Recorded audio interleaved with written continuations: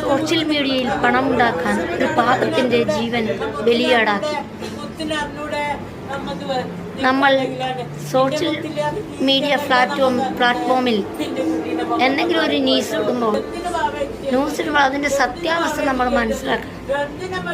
അല്ലാതെ കാര്യങ്ങൾ അറിയാതെ ഒരിക്കലും ഇങ്ങനെയുള്ള സോഷ്യൽ മീഡിയ പ്ലാറ്റ്ഫോമിൽ ഇടാതിരിക്കും. നമ്മൾ ആ വീഡിയോ കണ്ടതാണ്. അതിനകത്ത് അയാൾ അങ്ങനെ നമ്മൾ തിക്കും തിരക്കിൽ നിൽക്കുമ്പോൾ ഒരു മനുഷ്യൻ ചിലപ്പോൾ മുട്ടിയെന്ന് വരാം, ചിലപ്പോൾ ബ്രേക്ക് പിടിക്കുമ്പോൾ അങ്ങോട്ട് അയാളല്ലാതെ വേറൊരു പ്രവൃത്തിയും ചെയ്യുന്നതായിട്ട് ആ വീഡിയോയിൽ കാണുന്നില്ല. എന്ത് കണ്ടിട്ടാണ് ആവശ്യമില്ലാത്ത ഒരു ക്യാപ്ഷൻ കൊടുത്തുകൊണ്ട് അദ്ദേഹത്തിൻ്റെ ഒരു ഫോട്ടോയും എടുത്ത് ഫേസ്ബുക്കിൽ യൂട്യൂബിൽ പ്രചരിച്ചത് കൊണ്ടല്ലേ ആ പാവം മനുഷ്യൻ ജീവൻ എടുക്കേണ്ടി വന്നു? നിങ്ങൾക്ക് എന്ത് കിട്ടി?